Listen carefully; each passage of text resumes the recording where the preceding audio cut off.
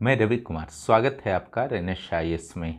आज की क्लास शुरू करने से पहले सबसे पहले मैं श्रद्धांजलि देना चाहूँगा बल मदीना इक्का को। इनका जो संबंध है, जो झारखंड के पहले परमवीर चक्र प्राप्तकर्ता अल्बर्ट एक्का थे, जिन्होंने 1971 के युद्ध में, भारत पाकिस्तान के युद्ध में असीम वीरता का प्रदर्शन किया था और उन्हें परमवीर चक्र प्राप्त हुआ था। उनकी पत्नी बलमदीना एक्का का आज गुमला के चैनपुर में निधन हो गया है। निधन पर मुख्यमंत्री श्री हेमंत सोरेन ने भी शोक प्रकट किया है और उन्होंने खुद अपने ट्विटर पर कहा है कि जो बलमदीना एक्का की अंतिम इच्छा को वह पूर्ति नहीं कर पाए, क्योंकि इनकी इच्छा थी कि इनके गांव में जो अल्बर्ट एक्का हैं उनकी समाधि बने।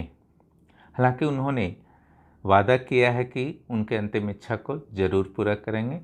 चलिए क्लास को शुरू किया जाए। झारखंड का पर्यावरण, अपशमन और अनुकूलन, ठीक है। इससे संबंधित जो है आपके 7 प्रश्न आएंगे और 14 मार्क्स के रहेंगे। तो पर्यावरण, अपशमन और अनुकूलन का जो संबंध है वो सबसे पहले प्रदूषण से होता है, इसलिए प्रदूषण के बारे में हम लोग पहले बात करेंगे। इस टॉपिक से जो है आपके 7 प्रश्न रहेंगे और उसके लिए 14 मार्क्स निर्धारित हैं झारखंड पब्लिक सर्विस कमीशन के प्रारंभिक परीक्षा के पत्र 2 में। आज जो है पर्यावरण, जो झारखंड के पर्यावरण से संबंधित यह पहला भाग है। इस नोट्स का और इस क्लास का जो है कलेक्शन हुआ है आपका बहुत सारे अलग अलग स्रोतों से हुआ है, राष्ट्रीय और राज्य स्तरीय वेबसाइटों से हुआ है। इसका आप लोग भरपूर लाभ उठाइए और अपना टेस्ट भी कीजिए कि आपका तैयारी किस स्तर तक जो है था। इसमें मैं ऑब्जेक्टिव प्रश्न विशेष रूप से दूंगा और कुछ सब्जेक्टिव जानकारी भी दूंगा। चलिए शुरू करते हैं। 1 नंबर, देश के अन्य हिस्सों की तरह औद्योगिक क्रांति के बाद और झारखंड के खनन क्षेत्रों के विकास के बाद झारखंड में पर्यावरण अवनयन की समस्या देखने को मिली है। पर्यावरण के जैविक और अजैविक तत्वों के बीच एक नाजुक और संवेदनशील संबंध होता है। इस संतुलन के किसी भी रूप में बिगड़ने पर तरह तरह की प्रदूषण से संबंधित समस्याएं उत्पन्न होती हैं और झारखंड इन समस्याओं का सामना कर रहा है। पहले प्रदूषण के बारे में चलिए कुछ जान लेते हैं। पहला जो है जल प्रदूषण। यहाँ विशेष रूप से मैं जल प्रदूषण, वायु प्रदूषण और ध्वनि प्रदूषण के बारे में ही बात करूँगा, क्योंकि यह पर्यावरण का टॉपिक है, बस इसे टच कर रहा हूँ। जल प्रदूषण क्यों होता है? ये घरेलू अपशिष्ट से हो सकता है, औद्योगिक अपशिष्ट से हो सकता है या कृषि अपशिष्ट से हो सकता है। इसके स्रोत क्या क्या हैं? जैसे सीवेज, ठीक है। तो नाली वगैरह में क्या होता है? जानवर या मानव के मलमूत्र प्रवाहित हो सकते हैं। डिटर्जेंट जो घरेलू स्तर पर यूज होता है, औद्योगिक वर्ज्य पदार्थ और कृषि वर्ज्य पदार्थ जो है इसका जो है प्रवाह हो सकता है। इससे जल से पेचिस, पीलिया, टाइफाइड या डायरिया गंदे जल से हो सकते हैं, अगर किसी भी रूप में पीने के पानी के साथ इसका मिक्सिंग होता है। जब भी आप जल प्रदूषण पढ़िए, बायोलॉजिकल ऑक्सीजन डिमांड को जरूर समझ लीजिए, जिसे कहा जाता है बीओडी। जल में निवास करने वाले सूक्ष्म जीवों के लिए जल में आवश्यक ऑक्सीजन की मात्रा को बीओडी कहते हैं, बायोलॉजिकल ऑक्सीजन डिमांड। और बायोलॉजिकल ऑक्सीजन डिमांड कब बढ़ता है? जब जल में सूक्ष्म जीव यानी कि प्रदूषित करने वाले जो छोटे छोटे जीव होते हैं उनमें वृद्धि होता है। अगर जल में जितना ऑक्सीजन है, अगर डिमांड उसका नहीं है और ऑक्सीजन का, इट मीन्स जल जो है साफ सुथरा है। अगर ज़्यादा ऑक्सीजन का डिमांड हो रहा है, इट मीन्स जल जो है प्रदूषित है। मशीनों से पता चलता है बीओडी का स्तर। बीओडी का मापन जो है 5 दिनों के लिए 20 डिग्री सेंटीग्रेड पर किया जाता है। आ सकता है एग्जाम में 20 डिग्री सेंटीग्रेड 5 दिनों के लिए। पीने का जल का जो होता है बीओडी, ये मिलीग्राम प्रति लीटर में मापा जाता है। ये करीब करीब 0 होता है पीने का जल का। ये 0.75 to 1.5 है, इसे 0 आप मान सकते हैं। कम प्रदूषित जल 1500 1500 मिलीग्राम पर लीटर। अधिक प्रदूषित जल 4000 मिलीग्राम पर लीटर ये आता है। ध्यान दें, सूक्ष्म जीवाणुओं की संख्या बढ़ने पर बीओडी बढ़ती है और बीओडी के बढ़ने का अर्थ है जल में ऑक्सीजन की कमी हो जाना। जल में पोषक तत्वों के बढ़ने पर कवक, शैवाल और अन्य जलीय पौधों की संख्या में वृद्धि होती है। इनके द्वारा अधिकांश ऑक्सीजन का प्रयोग, O2 मीन्स ऑक्सीजन का प्रयोग कर लिया जाता है, जिससे ऑक्सीजन की कमी हो जाती है। इस घटना को यूट्रिफिकेशन यानी कि सुपोषण भी कहते हैं। जब कवक, शैवाल और छोटे मोटे पौधे जन्म लेने लगेंगे किसी भी जलाशय में, छोटा मोटा तालाब का भी रख लीजिए, तो बीओडी बढ़ेगा, ऑक्सीजन सभी को चाहिए। और इस स्थिति में उस तालाब के या जलाशय के मैक्सिमम ऑक्सीजन जो है कवक, शैवाल और छोटे मोटे पौधे जो है आप मान सकते हैं कि उपभोग कर जाएंगे, जिससे जो वहाँ की मछलियाँ और अंडे हैं उनको नुकसान होगा। ठीक है, तो जब ऑक्सीजन का कमी होता है और ऑक्सीजन डिमांड बढ़ता है तो इस घटना को सुपोषण कहते हैं। चलिए उर्वरक के बारे में से क्या प्रॉब्लम्स होता है जान लीजिए। तो उर्वरक में जो नाइट्रेट होता है वो जल के माध्यम से आपका शरीर में जा सकता है। जल से सिंचाई होता है, उससे पौधे में नाइट्रेट जाता है और शरीर में जाता है तो नाइट्राइट में बदल जाता है। ठीक है, और इसी नाइट्राइट से मिथेनोग्लोबिन और ब्लू बेबीज जैसे रोग होते हैं। आइए पेस्टिसाइड के बारे में जान लीजिए, कीटनाशक के बारे में। पेस्टिसाइड का छिड़काव फसल रोगों से सुरक्षा के लिए होता है। पर्यावरण और स्वास्थ्य के लिए यह भी हानिकारक है। केवल कीटों के लिए हानिकारक नहीं है, मानव के लिए भी हानिकारक है। जो दो एग्जाम्पल हैं पेस्टिसाइड के प्रसिद्ध, डीडीटी और BHC. DDT means dichloro diphenyl trichloroethane, dichloro diphenyl trichloroethane, और बीएचसी का फुल फॉर्म है बेंजीन हेक्साक्लोराइड। देखिए भारी धातु भी जो है इंडस्ट्रीज से निकलते हैं और जल में छोड़ दिए जाते हैं। इसका जो है मछली के साथ साथ मानव पर भी बहुत बुरा प्रभाव पड़ता है। इसमें पारा, कैडमियम, तांबा, मैग्नीज, लीड, ठीक है, सीसा। तांबा और सीसा जो है मछली के लिए बहुत खतरनाक होता है और मानव अगर इन मछलियों को खा लेता है तो उसे मीनामाटा नामक का रोग हो सकता है। मीनामाटा ये जापान का दिया हुआ नाम है, क्योंकि 1950 में जापान में बहुत सारे लोग मर गए थे मीनामाटा रोग से मछली खाने के कारण। और भारी धातु से मानव पर क्या इफेक्ट पड़ता है, तो देखिए हीमोग्लोबिन जो है कम होता है। क्यों कम होता है हीमोग्लोबिन? क्योंकि आरबीसी, रेड ब्लड कर्पुस्कल्स या रेड ब्लड सेल जो है जब घटते हैं भारी धातु के कारण तो हीमोग्लोबिन भी घटेगा, क्योंकि आरबीसी में ही हीमोग्लोबिन होता है। लेकिन एक चीज़ इसका है, डब्ल्यूबीसी बढ़ता है तो उसका कोई विशेष लाभ नहीं है, एक सीमा से अधिक कोई लाभ नहीं पहुंचाता है।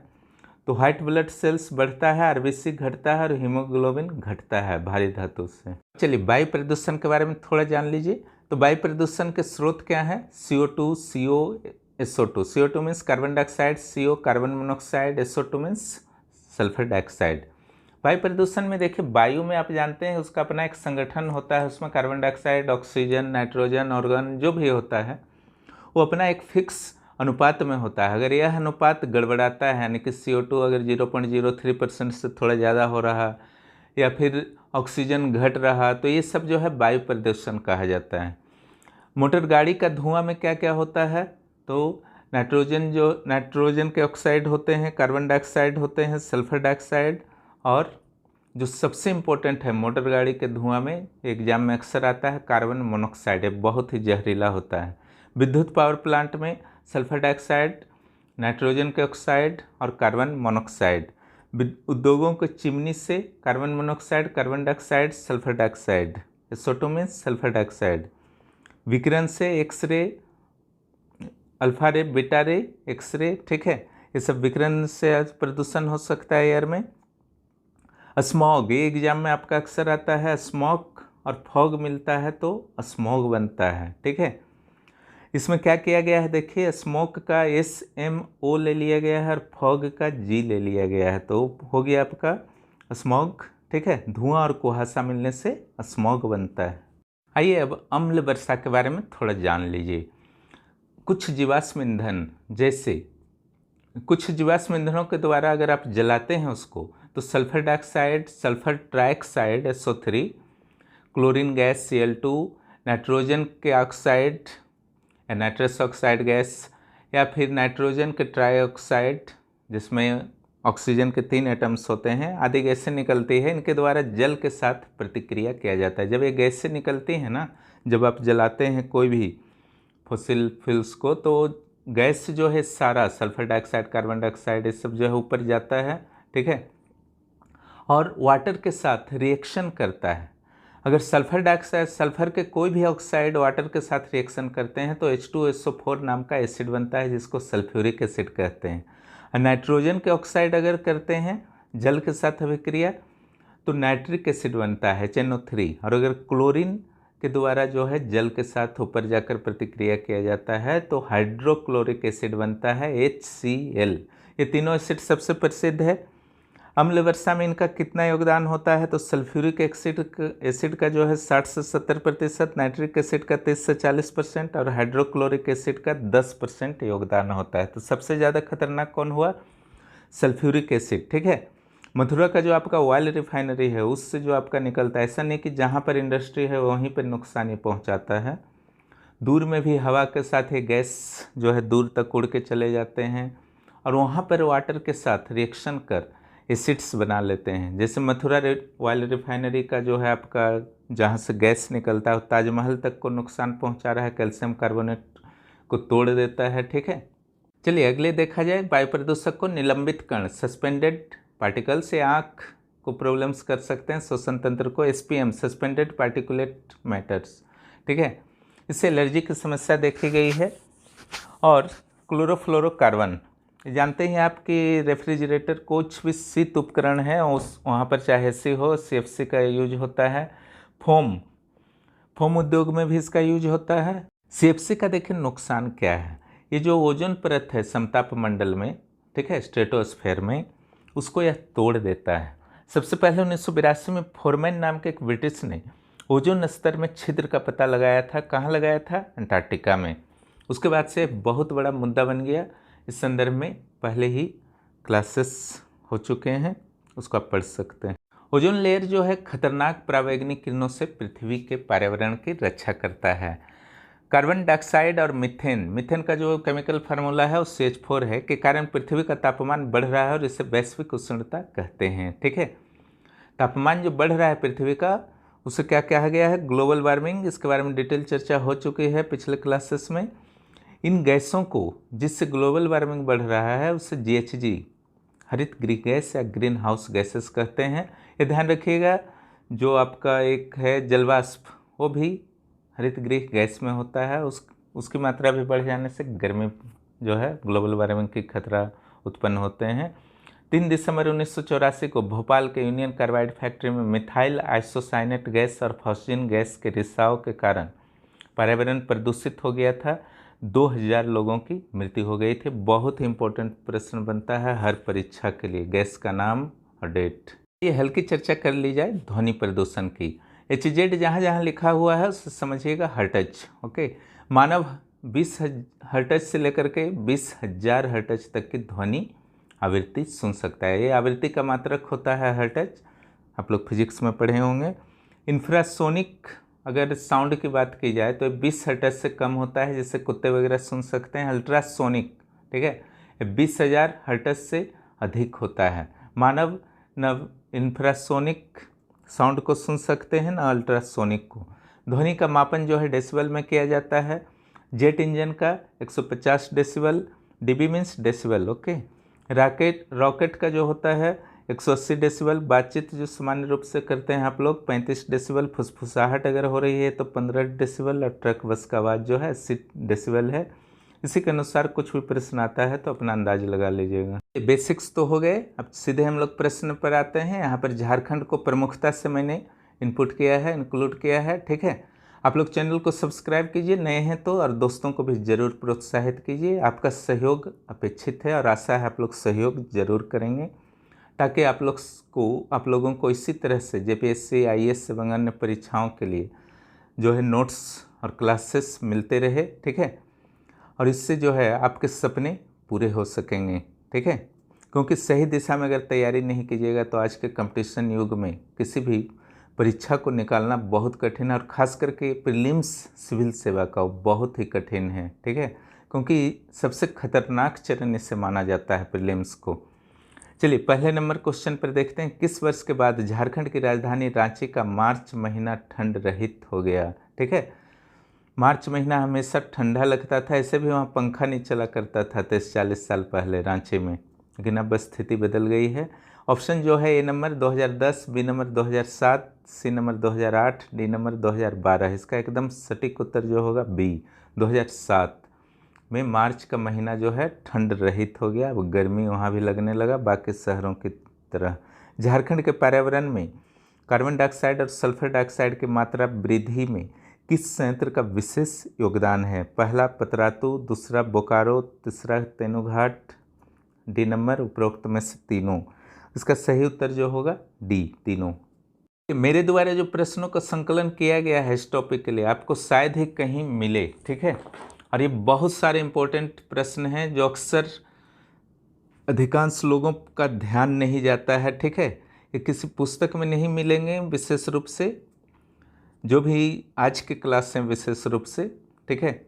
इसलिए इसका भरपूर फायदा उठाइए। बहुत मेहनत से कलेक्शन किया गया है, आशा है आप लोगों को पसंद आएगा। झारखंड के कोयला खानों से कौन सी गैस निकलती हैं? A number methane, CH4 means methane, B number carbon dioxide, C number carbon dioxide और मीथेन दोनों, डी नंबर दोनों में से कोई नहीं। जो सही उत्तर होगा कार्बन डाइऑक्साइड और मीथेन दोनों। झारखंड में दीमकों के टीले बड़ी संख्या में पाए जाते हैं। इन दीमकों के टीले से कौन सी गैस निकलती है? A number carbon dioxide, B number methane, C number sulphur dioxide, D number इनमें से कोई नहीं। उत्तर जो होगा बी होगा। एक बार मीथेन उत्पन्न हो गया तो यह कितने समय तक वातावरण में अपने अस्तित्व को बनाए रखता है? ए नंबर 10 वर्ष, बी नंबर 500 वर्ष, सी नंबर 1000 वर्ष, डी नंबर 12 वर्ष। इसका जो उत्तर होगा डी, 12 वर्ष, ठीक है। ये बहुत इंपॉर्टेंट है। झारखंड के किन जिलों में पहाड़ियों पर वन का अभाव हो गया है? पूरी तरह से वन को काट दिया गया है, ठीक है। A number Sahibganj, B number Pakur, C number Godda, D number उपरोक्त में से तीनों, डी नंबर होगा। क्योंकि संथाल परगना के जो पहाड़ी हैं, नंगी पहाड़ियाँ हो गई हैं, पूरी तरह से वन का भारी अभाव हो गया है हर जिला में। साहिबगंज सबसे ज़्यादा इफेक्टेड है। किस वर्ष दामोदर नदी में बाढ़ आने पर रजरप्पा नदी भी डूब गया था? रजरप्पा मंदिर भी डूब गया था। बहुत इंपॉर्टेंट है। A number 2004, B number 2007, C number 2010, D number 2006। Rajrappa मंदिर जो छिन्नमस्तिका मंदिर है, बहुत ही प्रसिद्ध मंदिर है, न सिर्फ झारखंड का बल्कि पूरे भारत का। वो मंदिर भी डूब गया था, ठीक है। जलवायु परिवर्तन का प्रभाव था। इसका जो सही उत्तर होगा डी होगा, 2006 में। 8 नंबर है ये प्रश्न, किस वर्ष से पर्यावरण अवनयन के कारण डेंगू और चिकनगुनिया के मामले झारखंड में अत्यधिक बढ़ गए? ए नंबर ऑप्शन है 2010, 2012 B number, C number 2006, D number 2003। तो जिस वर्ष रजरप्पा मंदिर डूबे थे उसी वर्ष, ठीक है, यानी कि 2006 से ही। 9 नंबर, झारखंड में भूमिगत जल की कमी और प्रदूषित जल के कारण कौन से रोग बढ़े हैं? ध्यान दीजिएगा, भूमिगत जल की कमी हो रही है, प्रदूषित जल। A number typhoid, B number diarrhoea, C number hepatitis, ठीक है।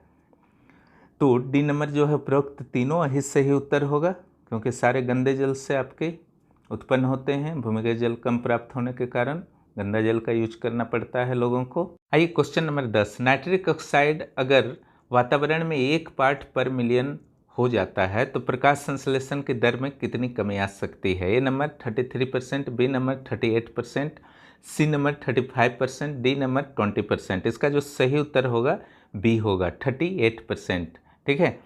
प्रदूषण मानक सिद्धांत क्या है? 11 नंबर। ए नंबर शून्य प्रदूषण की अवधारणा, यानी कि शून्य प्रदूषण को प्राप्त करना का लक्ष्य। बी नंबर है उद्योगों से निकलने वाले अपशिष्टों को प्रदूषण रहित बनाकर नदी या वातावरण में छोड़ना ताकि मानव के लिए कोई नुकसान न हो। सी नंबर ए और बी दोनों, डी नंबर न ही ए न ही बी। इसका जो सही उत्तर होगा बी होगा। उद्योगों से निकलने वाले अपशिष्टों को प्रदूषण रहित बनाकर नदी या वातावरण में छोड़ना, ठीक है। वातावरण में चिमनी से, नदी में से, नाले से जो जाता है। शून्य प्रदूषण की अवधारणा संभव नहीं है। कोई भी जल प्रदूषण मुक्त कभी नहीं किया जा सकता है, ठीक है। प्राकृतिक प्रदूषण तो मौजूद रहेंगे ही, इसलिए उत्तर सिर्फ बी होगा। अगले प्रश्न देखते हैं क्या है। प्रदूषण दंड सिद्धांत क्या है? पहला जो ऑप्शन है, अलग अलग अधिनियम, कानून या संस्थाएं बनाकर प्रदूषण फैलाने पर दंडित करना। प्रदूषण फैलने पर जो रोगों की उत्पत्ति होती है वो मानव के लिए दंड के समान होती है, ऐसा समझिए इस ऑप्शन को। सी उपरोक्त में से दोनों, डी उपरोक्त में से कोई नहीं। तो इसका जो सही उत्तर होगा ए होगा, अलग अलग अधिनियम, कानून या संस्थाएं बनाकर प्रदूषण फैलाने पर दंडित करना। चलिए 13 नंबर, निम्न में कौन गलत सुमेलित है? पहला जो है, जल प्रदूषण बचाव और नियंत्रण अधिनियम 1974 में वायु प्रदूषण बचाव और नियंत्रण अधिनियम 1981 में, खान और खनिज अधिनियम 1947 में, वन संरक्षण अधिनियम 1950 में। तो ऊपर वाले तीनों तो सही हैं, वन और संरक्षण अधिनियम 1950 नहीं बल्कि 1980 में बना था।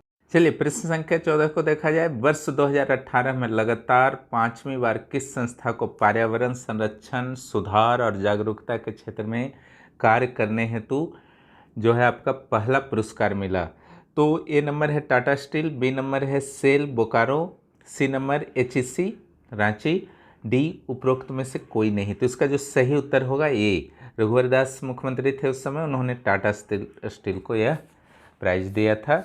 आइए अगला, IIM Ranchi, Indian institute of management Ranchi के सर्वे के अनुसार रांची शहर के लिए कितने ऑटो जो है पर्याप्त हैं? कितने ऑटो पर्याप्त हैं? तो ये number 10,000, B number 5,639, C number 2,340, D number 3,150। सही उत्तर जो होगा सी होगा।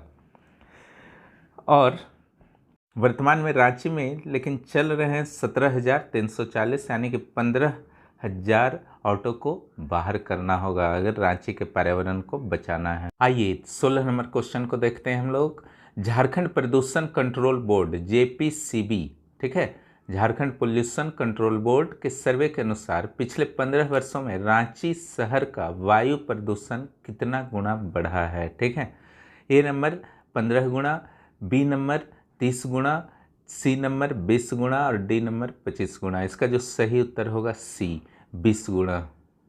चलिए 17 नंबर प्रश्न को देखते हैं। झारखंड के प्रसिद्ध पर्यावरणविद नीतीश प्रियदर्शी का संबंध किस कॉलेज या संस्था से है? A number Jagannath college Ranchi Dhurwa में जो है, बी रांची कॉलेज रांची, सी संत Columbus college Hazaribagh, D IIM Ranchi. तो इसका जो सही उत्तर होगा जगन्नाथ कॉलेज रांची, ए नंबर। चलिए 18 नंबर प्रश्न को देखते हैं। मशहूर British research journal Lancet commission, ध्यान से सुनिएगा, ब्रिटिश रिसर्च जर्नल है, के अनुसार वर्ष 2016 में वायु प्रदूषण से प्रति लाख आबादी पर कितनी मौतें झारखंड में हुई? झारखंड यहाँ छूट गया है क्वेश्चन में, झारखंड का ये डाटा है, ठीक है। A number 50, 250, B number, C number 100, D number 150। उसका सही उत्तर 100 होगा, यानी कि प्रति लाख 100 लोगों की मृत्यु किससे होती है झारखंड में? वायु प्रदूषण से, 2016 के अनुसार। यही आसपास में होगा 19-20 में, है ना, एक दो बढ़ ही गया होगा या लॉकडाउन के कारण कुछ घट गया, तो 100 ही रखिए। 19 नंबर पटना के एम्स के डॉक्टर नीरज अग्रवाल, पटना एम्स के डॉक्टर नीरज अग्रवाल के अनुसार झारखंड के में मौत और अपंगता का तीसरा सबसे बड़ा कारण कौन है? तो पहला जो है जल प्रदूषण, ए नंबर, बी नंबर वायु प्रदूषण, सी नंबर आंधी तूफान, डी नंबर तड़ित। उत्तर जो होगा बी, वायु प्रदूषण। अगर आता है झारखंड में मौत का सबसे बड़ा क्या कारण है, तो उसमें कुपोषण लिखना है। आपदा में सबसे ज़्यादा क्या चीज़ से मौत होता है? तड़ित से होता है। और दूसरा मौत का बड़ा कारण क्या है? गंदा जल, ठीक है। चलिए 20 नंबर को देखते हैं प्रश्न। राजमहल की पहाड़ियों पर लगभग कितने अवैध खनन हो रहे हैं जिसके कारण वहाँ की पहाड़ियाँ लगभग वन विहीन हो गए हैं? A number 500, B number 5,000, C number 300, D number 340। इसका जो सही उत्तर होगा बी होगा, 300 खनन जो है वैध रूप से हो रहे हैं और पत्थरों का यहाँ खनन होता है, ठीक है। इसके कारण जंगलों को काट दिया गया है अवैध खनन के उद्देश्य की पूर्ति हेतु। 21 नंबर गंगा में क्या फेंकने के कारण डॉल्फिन का अस्तित्व साहिबगंज क्षेत्र में खतरे में पड़ गया है? A number plastic, B number कचरा, सी नंबर ए और बी दोनों, डी नंबर उपरोक्त में से कोई नहीं। आसान सा एक क्वेश्चन है, ए नंबर होगा, सॉरी सी नंबर होगा, प्लास्टिक और कचरा दोनों। चलिए 22 नंबर क्वेश्चन देखते हैं। राजमहल पहाड़ी के किस दिशा की ओर गंगा का प्रवाह है? उत्तर, दक्षिण, पश्चिम, पूर्व। सही जो उत्तर होगा राजमहल पहाड़ी के उत्तर में। यह पहाड़ी जो है जड़ी बूटी के लिए प्रसिद्ध है। 23 नंबर दुमका के शिकारी पाड़ा के मलूटी नामक स्थान पर 108 शिव मंदिर हैं जिसमें से 72 शेष हैं। इनका अस्तित्व किन कारणों से खतरे में है? बहुत ही प्रसिद्ध है, पीटी से लेकर इंटरव्यू तक आपका मलूटी मंदिर से प्रश्न रहेंगे। ए नंबर धूल कणों से, बी नंबर अम्ल वर्षा से, सी नंबर उपरोक्त में से दोनों, डी नंबर उपरोक्त में से कोई नहीं। जो सही उत्तर होगा ए नंबर धूल कणों से, ठीक है। उस क्षेत्र में जो है पत्थरों की शिकारीपाड़ा में बहुत बड़े पैमाने पर पत्थरों को तोड़ा जाता है और बंगाल, बिहार और झारखंड के अलग अलग क्षेत्रों में भेजा जाता है, जिसके कारण डस्ट अत्यधिक उड़ता है और इन मंदिरों की जो खूबसूरती है उन डस्ट के कारण तबाह हो जा रही है, बर्बाद हो जा रही है। आइए 24 नंबर देखते हैं। राजमहल की पहाड़ियों पर कब से पत्थर उत्खनन का कार्य हो रहा है। ठीक है, पूरा संथाल परगना में अनेक स्थानों पर पत्थर उत्खनन का वर्क होता है, जो है अवैध तरीके से भी होता है, जैसे राजमहल में ही 300 स्थानों पर। तो राजमहल की पहाड़ियों में जो अवैध उत्खनन का पहला ऑप्शन है 1975, 1980, 1985 और 2000। तो जो सही उत्तर होगा बी 1980। झारखंड का कौन सा शहर डे 0 की सूची में आ चुका है। A number Chaibasa, B number Khunti, C number Jamshedpur, D number Hazaribagh. इसका सही उत्तर जो होगा सी जमशेदपुर। आप लोग सोच रहे होंगे डे 0 क्या होता है। तो डे 0 उस दिन को कहा जाता है। ठीक है, दिन होता है। कौन सा दिन होता है? जब नल से जल आना बंद हो जाएगा। आप नल खोलने को जाते हैं और वहाँ पानी नहीं टपके, ठीक है, और हर घर में यही हाल हो पूरे शहर में, तो शहर उजड़ ही जाएगा ना। तो डे 0 की सूची में ये आ चुका है, खतरे में आ चुका है। अब यहाँ पर जो है सावधानी बरतना होगा जमशेदपुर को। एक बहुत इंपॉर्टेंट क्वेश्चन, धनबाद का यानी कि कोयलांचल का कौन सा क्षेत्र फ्लाई ऐश की समस्या से अत्यधिक ग्रस्त है। ठीक है, राख, समझ गए ना, उड़ता हुआ राख। A number Bhuli, B number Topchanchi, C number Nirsa, D number Bhaga. इसका जो सही उत्तर होगा सी निरसा। निरसा एक स्थान है, वहाँ पर फ्लाई ऐश की भारी समस्या है, झारखंड में सबसे अधिक। 27 नंबर, नपीस इंडिया के सर्वेक्षण के अनुसार वर्ष 2017 में भारत का सबसे प्रदूषित शहर कौन था। नपीस इंडिया का, ठीक है, 2017। A number Dhanbad, B number Jodhpur, C number Mathura, D number Jharia. इसका जो सही उत्तर होगा डी झरिया। आप जानते हैं आग से भी बहुत परेशान है, इसके ज़मीन पर आग जलते रहते हैं कोयला के कारण। चलिए 27 नंबर, लगता है 27 नंबर डबलिंग हो गया है, कोई बात नहीं है, आप लोगों का लाभ ही है। 27 नंबर झरिया का PM10, ठीक है, पार्टिकुलेट्स मैटर हो गया। PM10 का स्तर, ये प्रदूषण का मापक है, वायु प्रदूषण का PM10, वर्ष 2017 में कितना था। A number 238, B number 295, C number 158, D number उपरोक्त में से कोई नहीं। इसका जो सही उत्तर होगा 295। बहुत ही खतरनाक स्तर माना जाता है, ध्यान रखिएगा। यही आसपास में अभी भी है, बहुत ज़्यादा चेंजिंग नहीं हुआ है। धनबाद का जो है 238 है, सिंदरी का 158 है 2017 के अनुसार, और रांची का जो है 2017 में PM10 की मात्रा कितनी थी। 28 नंबर एक क्वेश्चन है, ऑप्शन सेम है, जो इसका सही उत्तर होगा 143 था। 158, 238 और 150 के बारे में ऊपर बता ही दिया गया है। 29 नंबर, वायु प्रदूषण पर कार्य करने वाली संस्था सीड, फुल फॉर्म जो है centre for environment and energy development, centre for environment and energy development के अनुसार रांची में वायु प्रदूषण सामान्य से कितना अधिक है। ठीक है, तो ए नंबर है 3 गुना, बी नंबर है 2.5 गुना, सी नंबर है 3.5 गुना, डी नंबर है 2 गुना। इसका जो सही उत्तर होगा 2.5 टाइम्स, 2.5 गुना। 30 नंबर आइए, भारत सरकार के national air monitoring programme NAMP के बारे में कल भी कुछ बताऊंगा अगले क्लास में। NAMP के तहत झारखंड में कितने स्थानों पर वायु प्रदूषण की मॉनिटरिंग होती है। बहुत इंपॉर्टेंट ये प्रश्न है, ठीक है। नेशनल एयर मॉनिटरिंग प्रोग्राम के द्वारा जो है ऑप्शन आपके हैं 9, 10, 15, 12। इसका जो सही उत्तर होगा ये नंबर होगा 9। कहाँ कहाँ ये है, तो जमशेदपुर में 2 है, धनबाद में 3 है। सबसे अधिक कहाँ पर है NAMP का जो आपका मॉनिटरिंग सेंटर, तो धनबाद में है। उसके बाद जमशेदपुर में 2 है, ठीक है, रांची में 1, चाईबासा में 1, झरिया में 1। झरिया में तो बहुत ज़रूरी है। सरायकेला भी आजकल बहुत प्रदूषित हो रहा है, नया रिपोर्ट में इसका भी नाम आ गया है। सरायकेला में भी 1, इस तरह कुल 9। चलिए 31 नंबर प्रश्न देखते हैं क्या है। झारखंड में वायु प्रदूषण से कुल मौतों के कितने प्रतिशत की मौत होती है। जितना मैंने मौत होता है उसमें कितना प्रतिशत का मौत वायु प्रदूषण से होता है। 2017 के आंकड़े हैं ये। स्रोत इसका क्या है इस प्रश्न का, स्वास्थ्य और परिवार कल्याण मंत्रालय, भारत सरकार का वेबसाइट है, ठीक है। ए नंबर है 10%, बी नंबर है 15%, सी नंबर है 8.9%, डी नंबर है 8%। उत्तर जो होगा आपका सी होगा 8.9%। जितना भी मौत हो रहा उसका लगभग 8.9% जो है वायु प्रदूषण के कारण मौत होता है। झारखंड में सर्वाधिक मौत मैं बता ही चुका हूँ, कुपोषण से होता है, दूसरे नंबर पर गंदगी, तीसरा नंबर पर वायु प्रदूषण। ठीक है, एम्स पटना वाले डॉक्टर ने भी यही कहा था। झारखंड के हवा और पानी के सूचकांक को थोड़ा सा देख लीजिए। तो धनबाद का जो हवा का सूचकांक है 64.50 है। ठीक है, देखिए सबसे बुरा सिचुएशन है। ठीक है, जितना ज़्यादा रहेगा उतना बुरा सिचुएशन। पानी में भी उसी का बुरा सिचुएशन है 59। जमशेदपुर 55.75, पानी में 55, लगभग दोनों में सेम है। सरायकेला 50 और 49, रामगढ़ 44, पानी इसका खराब है 53। ठीक है, हवा कुछ ठीक ठाक है रामगढ़ का। आइए क्वेश्चन नंबर 33, केंद्रीय प्रदूषण नियंत्रण बोर्ड में झारखंड की किस प्रदूषित नदी को संरक्षित करने और सौंदर्यीकरण करने हेतु 1319 करोड़ रुपये की लागत से परियोजना का निर्माण किया गया है? कौन किया है?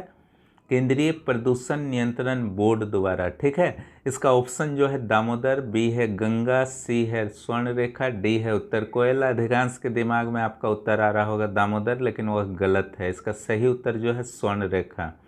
स्वर्णरेखा भी बहुत प्रदूषित नदी है, क्योंकि इसके तट पर रांची और जमशेदपुर, घाटशिला, मुसावनी जैसे शहर जो है बसे हुए हैं।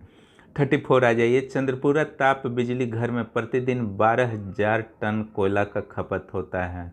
ठीक है, बोकारो के पास है चंद्रपुरा। इसके राख को किस नदी में प्रवाहित कर दिया जाता है बिना सोचे समझे? ठीक है, ए नंबर है बराकर, बी नंबर है दामोदर, सी नंबर है जमुनिया, डी नंबर है बोकारो। इसका जो सही उत्तर होगा दामोदर। ये दामोदर बराकर इस सब नदी में बहुत कन्फ्यूजन होता है। ठीक है, चाहे डैम हो चाहे इस टाइप का क्वेश्चन हो, कंट्रोल रखिएगा, अच्छा से याद कीजिएगा।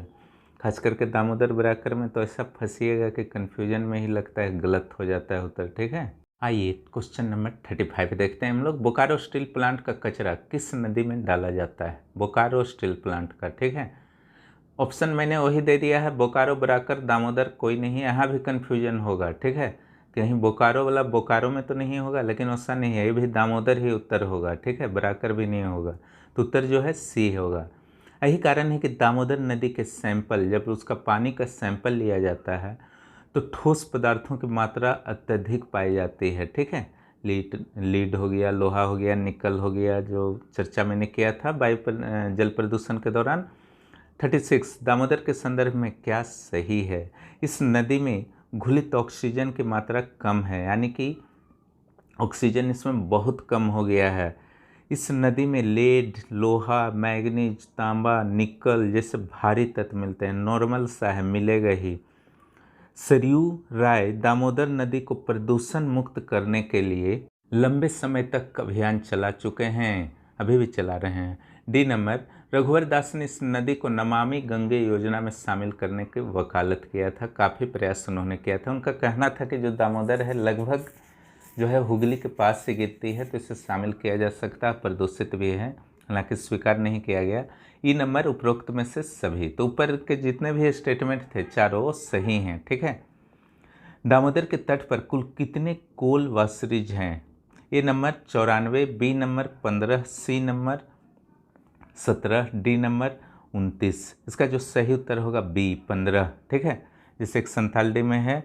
38, दामोदर के तट पर कुल कितने कोल माइंस हैं? ठीक है, 94 A number, B number 15, C number 17, D number 29। इसका सही उत्तर जो होगा 94 ए नंबर। ठीक है, आप समझ ही सकते होंगे कि दामोदर का दुर्गति क्यों हुआ है, कोल वाशरीज और कोल माइंस के कारण, बड़े बड़े शहरों के कारण। जब आप किसी टॉपिक को या किसी विषय को बहुत गहराई से पढ़े रहते हैं तो क्वेश्चन अगर डायरेक्ट नहीं भी मिलता है, चाहे पीटी या मेंस में, तो भी अपने बुद्धि का यूज करके आप उत्तर की तलाश कर सकते हैं। इसलिए गहराई से पढ़िए और हर पढ़ाई को जो है लिखिए और आत्मसात करने का प्रयास कीजिए। ठीक है, वो ज़्यादा फ्रूटफुल होता है। आइए 39 नंबर को देखते हैं। धनबाद शहर में किन वर्षों में प्रदूषण घटे थे? ए नंबर 2010 से 2015, बी नंबर 2011 से 2014, सी नंबर 2012 से 2016, डी नंबर 2011 से 2015। इसका जो सही उत्तर होगा वो होगा बी 2011 से 14। क्यों घटे थे उसका जो है आपका प्रश्न मन में आ रहा होगा, वो 40 नंबर क्वेश्चन देखिए उसके लिए। 40 नंबर में है वर्ष 2011 में धनबाद एक्शन प्लान, ठीक है, DAP, धनबाद एक्शन प्लान किसके द्वारा चला था जिससे प्रदूषण 2011 से 2014 के दौरान कम रहा? ए नंबर राज्य सरकार, बी नंबर केंद्रीय पर्यावरण और वन मंत्रालय, सी नंबर जो है ए और बी दोनों, और डी नंबर है उपरोक्त में से कोई नहीं। उसका जो सही उत्तर होगा सी होगा, ए और बी दोनों, राज्य सरकार और केंद्रीय पर्यावरण और वन मंत्रालय दोनों ने मिलकर चलाया था धनबाद एक्शन प्लान 2011 में। उसका बहुत सकारात्मक प्रभाव पड़ा। चलिए 41 नंबर क्वेश्चन देख लेते हैं। झारखंड के जल में किस धातु की अधिकता है जिससे टीबी, अस्थमा और कैंसर जैसे रोग उत्पन्न होते हैं लोगों में अगर ऐसे जल का सेवन कर लेते हैं? आइए देखते हैं ऑप्शंस क्या हैं इसके। A number fluoride, B number arsenic, C number A and B both, ठीक है, डी नंबर कोई नहीं। इसका उत्तर जो होगा दोनों, फ्लोराइड और आर्सेनिक बहुत ज़्यादा मिलता है, ठीक है, कई रोगों का एक जनक है और कोई चारा नहीं है। कई नल और जलाशय इसके कारण जो है बर्बाद हैं। 42 आइए, लॉकडाउन के दौरान झरिया में प्रदूषण में कितने प्रतिशत की कमी आई? जो पहला लॉकडाउन लगा था, ठीक है, उसके दौरान ए 21.75%, बी 28.21%, सी 12.25% और डी 30.21%। तो इसका जो सही उत्तर होगा बी होगा 28.21%, ठीक है। इस ढंग से जो आज का 43 क्वेश्चन है, स्पेशली एक बार रिपीटिंग हो गया था क्वेश्चन का, इसलिए 43 क्वेश्चन समाप्त होता है। और भी लगभग 30-40 क्वेश्चन मैं दे दूंगा कल के क्लास में, ठीक है। ये कलेक्शन जो है काफ़ी अच्छे कलेक्शन है, इसका आप लोग फ़ायदा उठाइए। चैनल को सब्सक्राइब कीजिए, आपका ही चैनल है, इसके विकास में आपका योगदान जो है अपेक्षित है। आशा है आप लोग ज़रूर सहयोग करेंगे। इसका फ़ायदा उठाइए और कल जो है आपका अपलोड हो जाएगा अगला वीडियो। धन्यवाद।